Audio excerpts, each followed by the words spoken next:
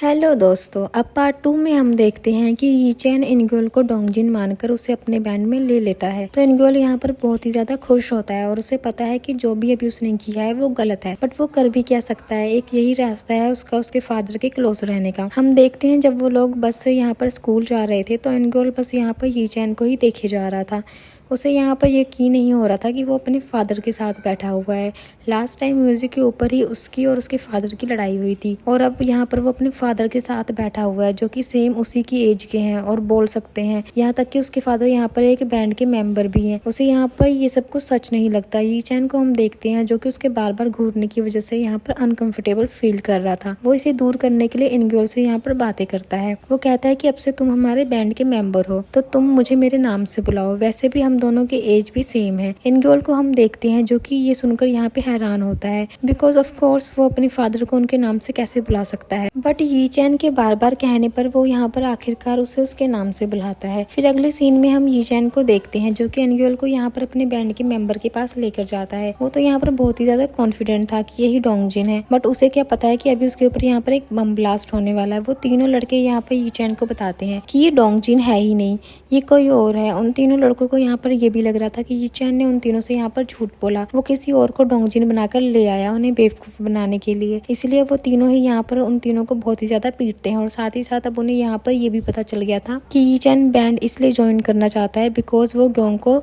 Impress करना चाहता था। खैर वो इस बात के ऊपर उसे बहुत ही ज्यादा पीटते हैं और उसे वार्निंग देते हैं कि अगली बार हमारे सामने मत आ जाना, नहीं तो हम तुम्हें छोड़ेंगे नहीं। उनके जाने के बाद हम इधर यी चैन और इनग्योल को देखते हैं जो कि आपस में ही यहाँ पर लड़ने लग जाते हैं। यी चैन उससे इस बात के लिए लड़ रहा था क्योंकि उसने उसे झूठ बोला और डोंगजिन होने का नाटक किया। इनग्योल यी चैन से इसलिए लड़ रहा था क्योंकि उसे पता चल गया था कि उसके फादर एक लड़की की वजह से यहाँ पर बैंड को ज्वाइन कर रहे थे जो कि उसकी मदर नहीं थी बल्कि कोई और थी। वो यहाँ पर रोते हुए यी चैन को कहता है कि डैड आपको चोंग को प्यार करना चाहिए, किसी और को नहीं। यी चैन उससे पूछता है कि ये चोंग कौन है। इधर हम क्लास में चोंग को देखते हैं। उसके पास यहाँ पर ग्योंग आती है और उसे उसकी टी शर्ट वापस करते हुए इसके लिए थैंक्स बोलती है। हमें यहाँ पर एक बात पता चलती है कि चोंग जो है वो बोल और सुन दोनों ही नहीं सकती। ग्योंग को इसके बारे में पता था, इसलिए वो एक नोटबुक के जरिए उससे यहाँ पर बातें करती है। चोंग उसके साथ यहाँ पर कंफर्टेबल हो रही थी इसलिए वो भी उसके साथ यहाँ पर बातें करती है। वो नोटबुक में लिखते हुए उससे पूछती है क्या तुम उस लड़के को पसंद करती हो। ग्योंग उससे पूछती है कि कौन सा लड़का। यहाँ पर चंग उसकी और उस लड़के की ड्राइंग बनाती है। ये देखकर ग्योंग को पता चल जाता है कि ये तो यी चैन की बात कर रही है। वो उसे बताती है कि वो लड़का थोड़ा सा फनी है और मजाकिया भी है, बट मैं उसे पसंद नहीं करती हूँ। फिर हम देखते हैं कि एक लड़की ने यहाँ पर चंग की पेंटिंग को कॉपी किया था बिकॉज उसे कंपटीशन को जीतना था, बट उसके क्लास टीचर को इसके बारे में पता चल गया। इसलिए वो यहाँ पर इस लड़की पर बहुत ही ज्यादा गुस्सा करते हैं और उसकी पेंटिंग को कंपटीशन से भी हटा देते हैं। हम देखते हैं कि उस लड़की को ये देखकर यहाँ पर बहुत ही ज्यादा गुस्सा आता है। वो चंग से यहाँ पर जेलस भी करती थी बिकॉज हमेशा पेंटिंग कॉम्पिटिशन में चंग फर्स्ट आया करती थी। वो यहाँ पर आर्ट रूम में आती है और साथ ही वो यहाँ पर चंग की बहुत ज्यादा बुराई करती है।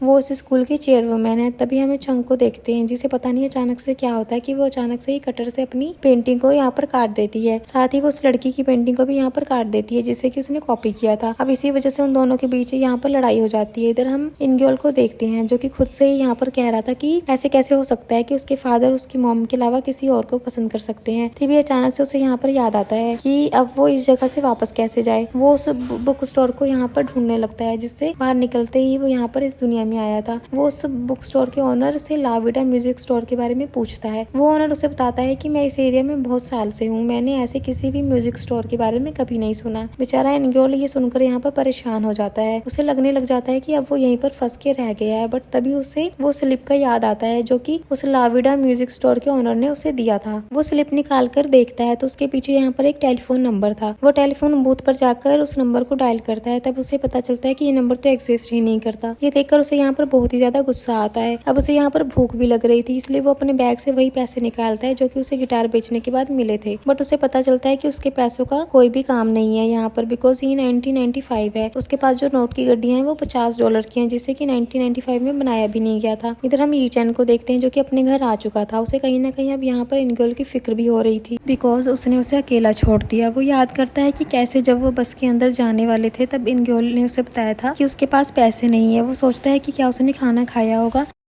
तभी अचानक से वो अपने आप से कहता है कि मैं उसकी फिक्र क्यों करूँ, उसने तो मुझे धोखा दिया है, वो मेरे लिए एक स्ट्रेंजर है। इधर हम इनग्योल को देखते हैं जो कि अपने बैग से कुछ कॉइन्स को निकालता है, वो उनमें से उनको जमा करता है जो कि 95 से पहले के थे। वो इनका यूज करके नूडल्स खरीद के खाता है। तभी वो यहाँ पर याद करता है कि क्यों ना वो अपनी मॉम को ढूंढे। उसकी मॉम और उसके डैड दोनों ही सेम एज के होंगे, बट तभी वो याद करता है कि उसे अपनी मॉम के बारे में कुछ भी नहीं पता। एक बार उसने अपनी मॉम से उनकी फैमिली के बारे में पूछा था। उसकी मॉम ने उसे बताया था कि उसकी कोई भी फैमिली नहीं है, वो ऑर्फन है। उन्होंने उसे ये भी बताया था कि एक सीक्रेट है जो कि उसे तब बताएंगी जब वो बड़ा हो जाएगा। इनग्योल यहाँ पर खुद से कहता है कि मैंने आखिरी उस सीक्रेट के बारे में अपनी मॉम से क्यों नहीं पूछा। मुझे लगा कि मैं अपने पेरेंट्स के बारे में सब कुछ जानता हूँ, बट मुझे आज रियलाइज हो रहा है कि मैं तो उनके बारे में कुछ भी नहीं जानता। कुछ देर के बाद हम उसे देखते हैं जो कि एक टनल के अंदर यहाँ पर सो रहा था, क्योंकि उसके पास रहने के लिए कोई और जगह नहीं थी। यहाँ पर हम इसी के साथ कुछ और होमलेस लोगों को भी नोटिस करते हैं जो कि सोने के लिए यहाँ पर अक्सर आ जाया करते थे। तभी हम देखते हैं कि इनग्योल को यहाँ पर एक टेलीफोन रिंग की आवाज सुनाई देती है। वो उस आवाज का पीछा करते हुए एक टेलीफोन बूथ तक यहाँ पर आता है। वो टेलीफोन उठाता है तो हमें दूसरे साइड से देखते हैं कि लाविडा म्यूजिक स्टोर का ओनर उससे यहाँ पर बातें कर रहा था। वो इनग्योल से यहाँ पर पूछता है कि बताओ तुम अपनी ट्रिप को कैसे एंजॉय कर रहे हो। इनग्योल उसे यहाँ पर कहता है कि ट्रिप गई भाड़ में, तुम मुझे बताओ कि आखिर तुम मेरे साथ ऐसा क्यों कर रहे हो, क्यों तुमने आखिर मुझे यहाँ पर भेजा। वो ओनर उसे यहाँ पर बताता है कि इसका पता तुम्हें खुद ही करना होगा। इनग्योल उसे कहता है कि चलो कम से कम मुझे ये तो बता दो कि मैं यहाँ से प्रेजेंट में कैसे जाऊँ। ऑनर उसे कहता है कि इसका भी पता तुम्हें खुद ही लगाना होगा। इनग्योल जिससे कि अब बहुत ही ज्यादा गुस्सा आ रहा था, वो यहाँ पर उससे पूछता है कि कम से कम मुझे हिंट तो बता दो, बट हम देखते हैं कि वो उसे यहाँ पर कुछ भी नहीं बताता और फोन काट देता है। बेचारा इनग्योल यहाँ पर फ्रस्ट्रेट होकर रोने लग जाता है।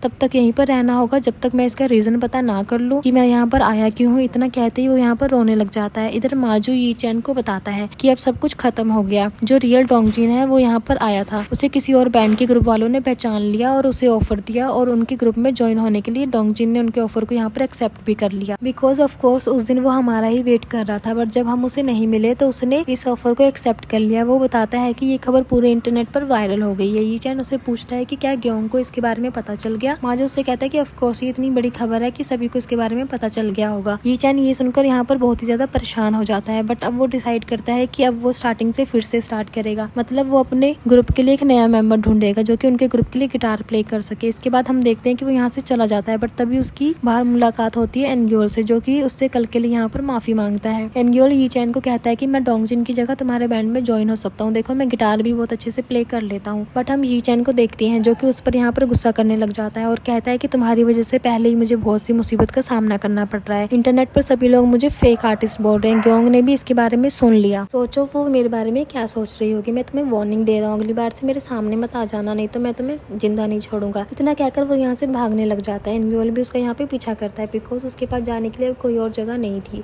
एक यी चैन ही था जिसे कि वो जानता था। इधर हम ग्योंग को देखते हैं जो कि छंग के लिए कॉन्सर्ट की टिकट यहाँ पर लेकर आई थी, क्योंकि उसे पता चल गया था कि छंग बैंड को बहुत ही ज्यादा पसंद करती है। उसे छंग क्लास में तो नहीं मिलती, बट वो उसकी डायरी में उस टिकट को रख देती है। इधर हम यी चैन को देखते हैं जो कि जैसे तैसे करके इनग्योल से अपनी जान छुड़वाकर आज ग्योंग के स्कूल में आता है। वो यहाँ पर ग्योंग से मिलने के लिए आया था, बट तभी वो बोर्ड पर लिखा हुआ देखता है कि स्कूल के अंदर बाहरी लोगों का आना मना है। तभी उसकी मुलाकात यहाँ पर उसके एक दोस्त से होती है जो कि इसी स्कूल में पढ़ा करता था। तभी वो देखता है कि इनग्योल उसके पीछे पीछे यहाँ तक आ चुका है। उसके पास जब कोई चारा नहीं था, वो अपने दोस्त का स्कूल कोट उससे ले लेता है और फिर उसे पहन के स्कूल के अंदर बहुत ही आसानी से एंट्री भी कर लेता है।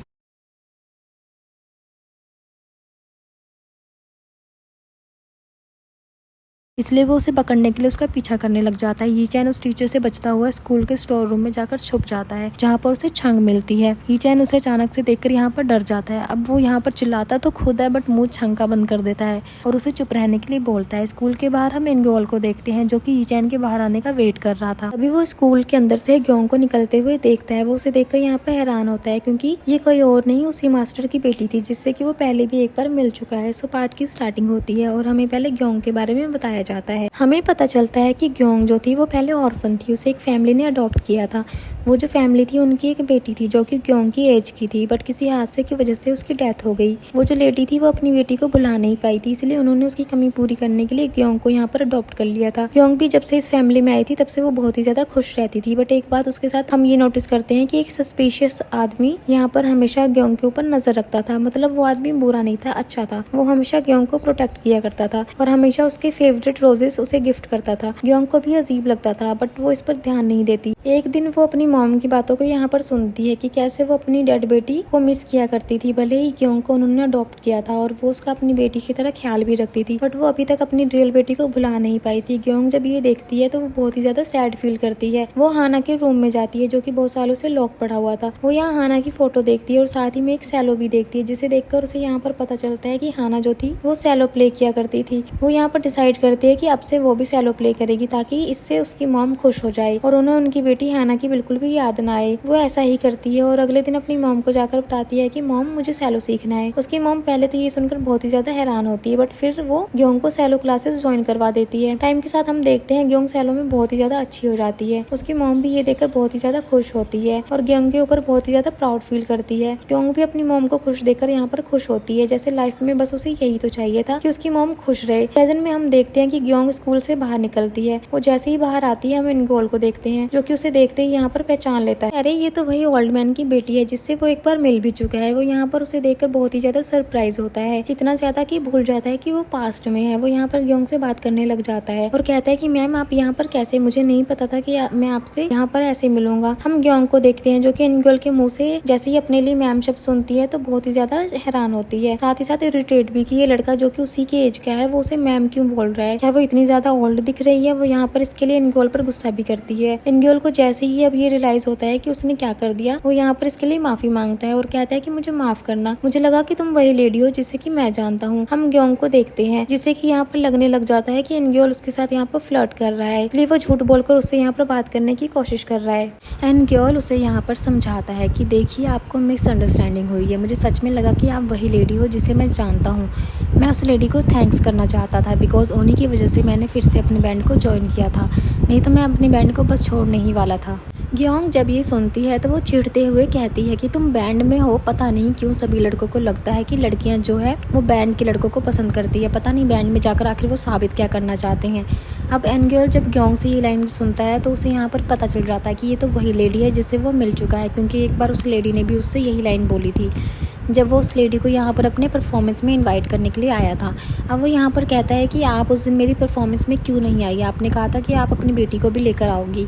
ग्योंग जब ये सुनती है तो वो यहाँ पर अपने गुस्से को कंट्रोल नहीं करती और वो कहती है कि तो अच्छा मेरी एक बेटी भी है। इनगोल उसे यहाँ पर कह देता है कि हाँ, तो ग्योंग उस पर चिल्लाते हुए कहती है कि बकवास बंद करो। इधर हम यी चैन को देखते हैं जो कि खुद को चौक से यहाँ पर इंट्रोड्यूस करता है, साथ ही अपनी तारीफ करते हुए यहाँ पर हंसने लग जाता है। बट जैसे ही वो देखता है कि चोंग तो कुछ बोल ही नहीं रही तो वो यहाँ पर थोड़ा एम्बेरस फील करता है और चोंग से बोलता है कुछ बोलने के लिए, बट उसे क्या पता कि चोंग तो बोल ही नहीं सकती।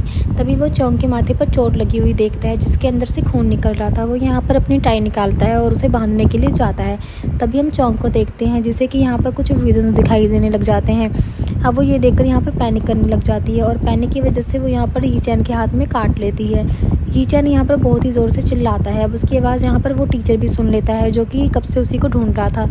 वो टीचर यहाँ पर स्टोर रूम में आ जाता है। इधर हम उन्हीं लड़कियों को देखते हैं जिन्होंने चोंग को स्टोर रूम में बंद किया था। इनमें से एक वही लड़की थी जिसने कि चोंग की पेंटिंग को कॉपी किया था। बदला लेने के लिए उसने यहाँ पर चोंग को स्टोर रूम में बंद किया था। जैसे ही उन्हें पता चलता है कि टीचर स्टोर रूम की तरफ जा रहे हैं तो उन सभी को यहाँ पर लगने लग जाता है कि टीचर को शायद इसके बारे में पता चल गया कि उन्होंने बंद किया था। ये देखकर वो सभी यहाँ पर डर जाती हैं और टीचर के पास आकर उनसे यहाँ माफी मांगने लग जाती हैं, ये कहते हुए कि टीचर हमने गेट जानबूझकर बंद नहीं किया, हम आपको सब कुछ एक्सप्लेन करेंगे। बट हम टीचर को देखते हैं जो कि स्टोर रूम का गेट खोलने में बिजी था। वो यहाँ पर उन लोगों की बातों पर ध्यान नहीं देते बिकॉज उनका पहला मकसद यी चैन को पकड़ना था। खैर जल्दी वो यहाँ पर चाबी की मदद से स्टोर रूम का गेट खोल लेते हैं, बट अंदर जाकर देखते हैं तो यहाँ पर कोई भी नहीं था। वो स्टोर रूम के एक छोटे से गेट को खुला हुआ देखते हैं। उन्हें यहाँ पर पता चल जाता है कि वो यहाँ से भाग गया। बाहर हम यी चैन को देखते हैं जो कि चोंग को अपने साथ लेकर भाग रहा था। एक जगह जाकर वो दोनों यहाँ पर रुकते हैं जहाँ यी चैन उसे पूछता है कि आखिर तुम स्टोर रूम में क्या कर रही थी। चोंग उसे कुछ नहीं बोलती तो वो यहाँ पर खुद ही से कहानी बनाता है और उसे कहता है कि शायद तुम्हें किसी ने बुली करके वहाँ पर लॉक किया होगा ना, देखो अगर तुम्हें ऐसा कोई करता है तो तुम्हें हेल्प के लिए किसी को बुलाना चाहिए, अगर तुम इसे अपने तक ही रखोगी तो किसी को भी पता नहीं चलेगा। खैर अब मैंने तुम्हारी हेल्प कर दी है तो मुझे थैंक्स बोलने की जरूरत नहीं है। चैन यहाँ पर अपनी बहुत ही ज्यादा तारीफ करता है। चोंग भी बस उसकी हाँ में हाँ मिलाती है। तभी यी चैन यहाँ पर उससे उसका नाम पूछता है। वो उसके नाम के बैच को देखता है जो कि उल्टा था। वो उसे सीधा करने के लिए आगे बढ़ता है बट चोंग उसका हाथ यहाँ पर पकड़ लेती है क्योंकि वो अभी तक यी चैन के साथ कंफर्टेबल नहीं हुई थी। फिर हम यी चैन को देखते हैं जो कि अपना हाथ बहुत ही आसानी से छुड़ा लेता है और चोंग को अपने बैंड का सा पैम्फलेट देता है। ये कहते हुए यहाँ से चला जाता है कि अगली बार तुम्हें हेल्प की जरूरत हो तो मुझे बुला लेना। इधर हम एनग्योल को देखते हैं जो कि ग्योंग से यहाँ पर पूछता है कि तुम्हारे फादर कैसे हैं। ग्योंग उसे पूछती है कि तुम मेरे फादर को कैसे जानते हो। एनग्योल उसे बताता है कि तुम्हारे फादर ने ही मुझे गिटार प्ले करना सिखाया था। वो एक म्यूजिक स्टोर चलाया करते थे जिसमें मैं जाता था उनसे गिटार सीखने के लिए। वो बहुत ही ज्यादा काइंड और केयरिंग भी थे। मेरी नजर में वो सबसे बेस्ट गिटारिस्ट हैं।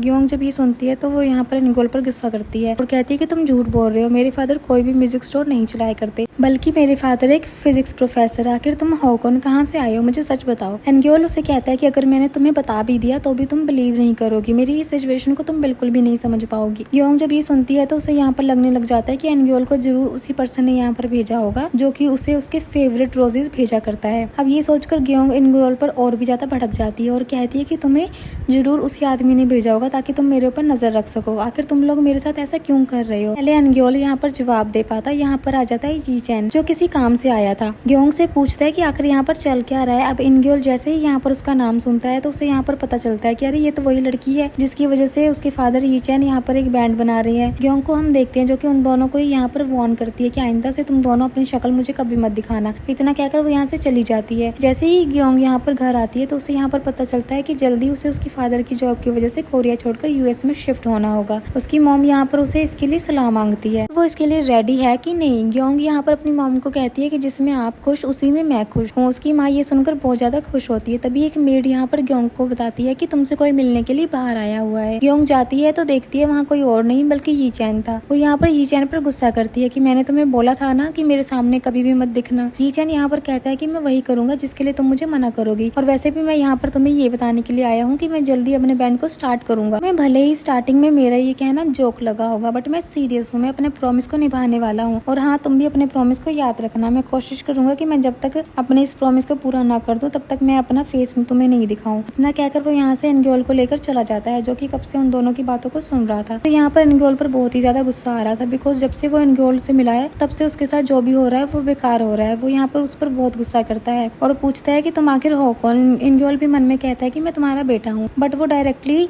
यी चैन को ये नहीं बोल पाता। वो कहता है कि मैं ऐसी दुनिया से आया हूँ जिसे कि तुम इमेजिन भी नहीं कर सकते। यी चैन उसे कहता है कि तुम फ्यूचर से आए हो, तुम सच में पागल हो, तुम्हें क्या लगता है मैं तुम्हारी इस बकवास पर बिलीव करूंगा। वो यहाँ से जाने लग जाता है। एनग्योल उसे कहता है कि तुम कहाँ जा रहे हो। यी चैन उसे कहता है कि मैं फ्यूचर में जा रहा हूँ, मेरा पीछा करना बंद करो। बट हम देखते हैं तभी एनग्योल भी यहाँ उसके पीछे पीछे आ जाता है। आखिरकार वो उसका पीछा करते हुए उसकी ग्रैंड माँ के गेस्ट हाउस तक आ जाता है जो कि एनग्योल की परदादी है। वो अंदर जाके देखता है कि उसकी परदादी माँ अपने पोते यी चैन के पीछे पड़ी हुई है उसे मारने के लिए। असल में ग्रैंड माँ को यी चैन का रिपोर्ट कार्ड यहाँ पर मिल गया था जो उसने बहुत टाइम से छुपा कर रखा हुआ था। वो यहाँ यी चैन पर बहुत ही ज्यादा गुस्सा भी करती है। यी चैन अपनी दादी माँ की डांट से बचने के लिए एनग्योल को अपनी ग्रैंड माँ से इंट्रोड्यूस करते हुए कहता है कि ग्रैंड माँ ये मेरा ट्यूटर है जो कि मुझे आज से पढ़ाएगा। वो प्राइवेटली यहाँ पर एनग्योल को बोलता है कि भाई बात को संभाल लेना। फिर एनग्योल यहाँ पर ऐसा प्रिटेंड करता है कि वो सच में यी चैन का ट्यूटर है। बट हम देखते हैं कि ग्रैंड माँ को यहाँ पर इसकी बात पर बिलीव नहीं होता। उन्हें नहीं लगता कि एनग्योल सच में किसी को पढ़ा सकता है। वो एक छोटा सा टेस्ट लेती है जिसमें कि वो लोग यहाँ पर एनग्योल को 10 मैथ के क्वेश्चन देते हैं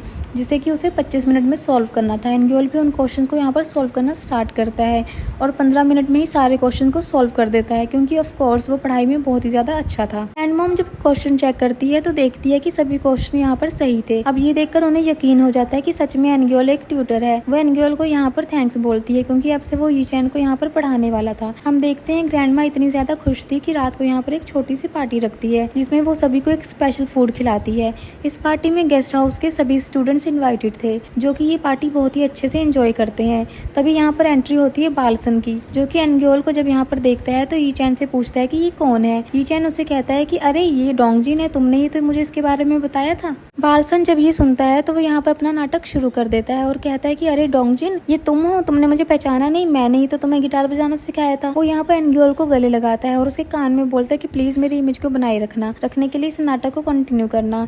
एनग्योल उसे यहाँ पर रिप्लाई देते हुए कहता है कि सॉरी, यी चैन को पहले ही पता चल चुका है कि मैं डोंगजिन नहीं हूँ। तभी यी चैन को देखते हैं जो कि बालसन से यहाँ पर पूछता है कि भाई मुझे सच बताना, तुम डोंगजिन को नहीं जानते हो ना। बालसन यहाँ पर उसे कुछ भी जवाब नहीं देता, उल्टा यहाँ पे एक्सक्यूजेस बनाने लग जाता है। तभी हम देखते हैं कि वो सभी लोग यहाँ पर नाचने गाने लग जाते हैं। जब एनग्योल अपनी दादी और यी चैन को नाचते हुए देखता है तो वो यहाँ पर खुद से ही कहता है कि मेरे फादर गाना गा रहे हैं मेरी दादी के साथ जो कि बहुत पहले ही गुजर गई थी जब मैं छोटा था। वो यहाँ पर खुद से ही क्वेश्चन करता है कि मेरे फादर बोलते हैं गाते हैं, क्या हुआ था असल में उनके साथ जिसकी वजह से वो डेफ बन गए। ये मन में बोलते हुए ही वो यहाँ पर रोने लग जाता है। बालसन उसे रोते हुए देख देखता है और उससे पूछता है कि आखिर हुआ क्या एनग्योल। उसे कुछ नहीं बोलता और पैनिक में यहाँ पर वो पानी पीता है, बट वो पानी नहीं बल्कि सोजू था, जिसे पीते ही वो यहाँ पर बेहोश हो जाता है। वो सभी लोग उसे उठाकर यहाँ पर यीचैन के रूम में लेकर जाते हैं। ग्रैंडमा यीचैन को कहती है कि जब तक स्टोर रूम साफ नहीं होता ये तुम्हारे साथ ही तुम्हारे रूम में सोएगा। यीचैन पहले तो इसके लिए तैयार नहीं होता, बट आखिरकार उसे यहाँ पर एनग्योल के साथ ही सोना पड़ता है। हम देखते हैं कि दोनों बाप बेटे यहाँ पर सेम पोजीशन में सोए हुए थे, मतलब जैसा बाप वैसा बेटा, नो डीएनए टेस्ट नीडेड। अगले दिन हम इधर स्कूल में ग्योंग को देखते हैं जो कि छंग से मिलती है। उसे यहाँ पर बताती है कि वो जल्दी यूएस के बारे में उसने सिर्फ अभी तक उसे ही बताया है। फिर वो यहाँ पर छंग की वही कॉपी में से उस कॉन्सर्ट टिकट को निकालते हुए उसे बताती है कि आज रात को 8 बजे कॉन्सर्ट है, मैं आऊंगी और प्रॉमिस करो कि तुम भी वहाँ पर आओगी। छंग भी यहाँ उसे हाँ बोलती है। इधर हम एनग्योल को देखते हैं जो कि यीचैन के कपड़े पहन के यहाँ पर तैयार हो जाता है। तभी उसे यहाँ पर स्कूल से यीचैन का फोन आता है जो कि उसे बताता है कि मैं अपने जिम के कपड़े घर पर भूल गया, उसे लेकर जल्दी से स्कूल आ जाओ, साथ ही वाटरमेलन आइसक्रीम भी लेते हुए आना। एनग्योल को हम देखते हैं जो कि ऐसा ही करता है और यीचैन के स्कूल में जाता है। पर तभी वो यहाँ पर एक बैंड रूम को देखता है जिसके ऊपर लिखा था फर्स्ट लव मेमोरी मैनिपुलेटर। वो रूम के अंदर जाता है और देखता है यहाँ बहुत सारे म्यूजिक इंस्ट्रूमेंट रखे हुए थे। वो उनमें से एक गिटार को यहाँ पर उठाता है जो कि उसे यहाँ पर सेम वही गिटार की तरह लगता है जो कि उसके मास्टर वही ओल्ड मैन ने उसे दिया था प्रैक्टिस के लिए। यार उसका मन करता है यहाँ पर गिटार प्ले करने का, तो वो उसे प्ले करने लग जाता है। हम देखते हैं कि गिटार की आवाज़ सुनकर कांग उठ जाता है जो कि वहीं पर सो रहा था। वो जब एनग्योल को गिटार बजाते हुए देखता है तो वो यहाँ पर उसके गिटार स्किल से बहुत ही ज्यादा इम्प्रेस होता है। इधर हम यीचैन को देखते हैं जो कि स्कूल में हर जगह अपने पैम्फलेट लगा रहा था ताकि अगर कोई भी इंटरेस्टेड हो तो वो उसके बैंड को ज्वाइन करे। तभी उसे और माजू को यहाँ पर बैंड रूम से आवाज सुनाई देती है, ये गिटार की आवाज थी। ये सुनकर ये दोनों ही यहाँ पर भागते हैं बैंड रूम के लिए। अंदर जाकर देखते हैं तो यहाँ पर कोई भी नहीं था। कांग से वो दोनों यहाँ पर पूछते हैं कि वो बंदा कहाँ गया जो अभी अभी गिटार प्ले कर रहा था, उसका नाम क्या है, वो कौन सी क्लास से है। कांग उन्हें बताता है कि वो हमारे स्कूल से नहीं है, वो अभी भी यहाँ से निकला है बस स्टैंड के लिए, अगर तुम अभी निकलो तो शायद वो तुम्हें मिल जाए। फिर क्या इतना सुनते ही यीचैन और माजो दोनों ही भागते हैं उसे ढूंढने के लिए। वो दोनों ही यहाँ पर अलग अलग डायरेक्शन में जाते हैं। यहाँ पर अचानक से एनग्योल आता है। वो अपनी स्पीड पर यहाँ पर ब्रेक नहीं लगा पाता जिसकी वजह से वो यहाँ पर एनग्योल की गोद में चढ़ जाता है। वो उसकी गोद से उतरता है और स्कूल के बाहर जाने लग जाता है, बट एनग्योल उसे रोकता है और कहता है कि तुम्हारी क्लास अभी तक खत्म नहीं हुई है तो चलो जाकर अपनी क्लास अटेंड करो। बेचारा यीचैन यहाँ पर कुछ भी नहीं कर पाता बिकॉज एनग्योल उसे पकड़ के जो लेकर जा रहा था। क्लास में भी हम देखते हैं कि एनग्योल यहाँ पर नजर रखे हुए था ताकि वो क्लास से भाग ना जाए। बेचारा यीचैन भी ये देखकर यहाँ पर परेशान होता है कि ये तो उसका पीछा छोड़ने का नाम ही नहीं ले रहा। इधर हम आज स्कूल में छंग को देखते हैं जो कि यहाँ पर एक फ्लैशबैक याद करती है कैसे बुक स्टोर में वो फर्स्ट टाइम यीचैन से मिली थी। वो अपने लिए एक बुक यहाँ पर ढूंढ रही थी, ऐसा करने से उसके ऊपर यहाँ पर बहुत सारी बुक्स गिरने वाली थी, बट सही टाइम पर यीचैन आकर उसे यहाँ पर बचा लेता है। उसे यहाँ पर ये भी पता है कि यीचैन ग्योंग को पसंद करता है, इसलिए वो यहाँ पर वो जो कॉन्सर्ट टिकट थी वो यीचैन को देने का डिसाइड करती है। इधर हम यीचैन को देखते हैं जो कि अपने पार्ट टाइम जॉब के लिए आइसक्रीम शॉप पर आता है। उसके पीछे पीछे यहाँ पर एनग्योल भी आ गया था। शॉप का ऑनर यहाँ पर यीचैन को वही कॉन्सर्ट के टिकट देते हुए बोलता है कि एक लड़की यहाँ पर आई थी और उसने मुझे बोला कि मैं ये टिकट तुम्हें दे दूं। यीचैन जब उस टिकट को देख रहा था तभी उस टिकट के एनवेलप से यहाँ पर एक नोट भी निकलता है जो ग्योंग ने लिखा था चंग के लिए, बट यीचैन को यहाँ पर लगने लगता है कि वो ग्योंग ने उसके लिए लिखा है। ये देखकर वो यहाँ पर बहुत ही ज्यादा खुश होता है और अपने बॉस को कहता है कि मैं आज काम नहीं कर पाऊंगा, मेरी जगह ये लड़का करेगा। इतना कहकर वो यहाँ से चला जाता है। तो दोस्तों पार्ट 2 में हम देखते हैं एनग्योल पास्ट में आकर अपने डैड यीचैन का ट्यूटर बन गया है। तो आगे इस ड्रामा में और क्या क्या होने वाला है ये देखने के लिए आप सारे पार्ट जरूर देखिएगा। तब तक के लिए टेक केयर, बाय।